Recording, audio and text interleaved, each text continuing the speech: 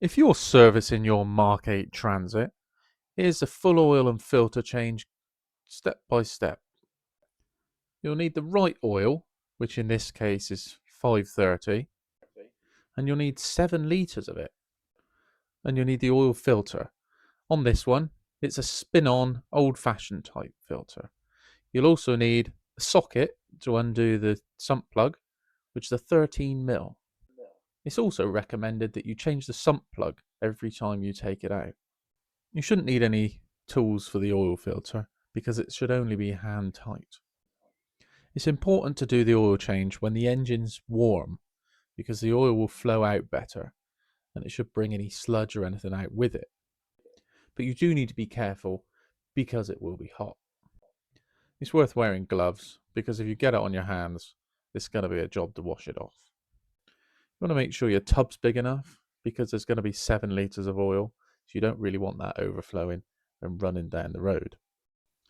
Watch you don't drop your sump plug in the bucket of oil because you'll be fishing it out. You can then do it up tight by hand, get a spanner or a socket on there and do it up to the torque specification, which is usually about 30 newtons. So it's sort of hand tight with a spanner. You don't need to over tighten it at all because it's got a little rubber seal on it. Next job while you're under the van is the oil filter, which should be an easy little job. You'll undo it by hand, spin it off, but in this case somebody's done it up ridiculously tight, so we're going to have to get some water pump pliers in there. And to be fair, with them it comes undone in the end.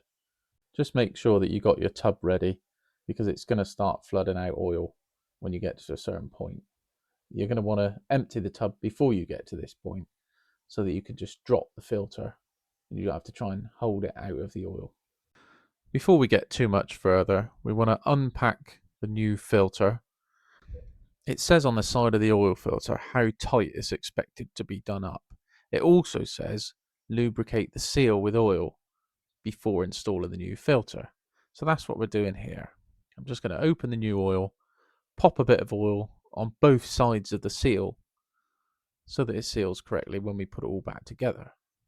It doesn't say anything about filling up the filter.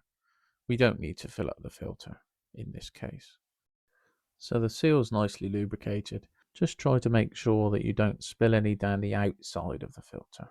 And then we're going to compare it to the old filter just to make sure it's the right one before we get all the way under there and realize it doesn't fit.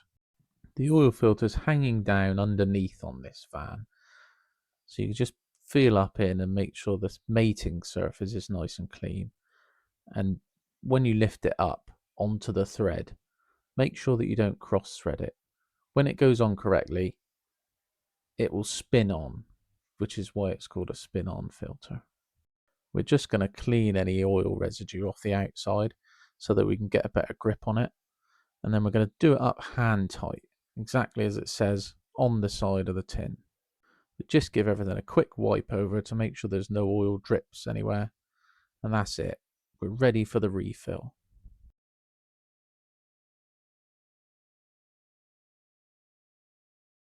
First job, locate the oil filler cap.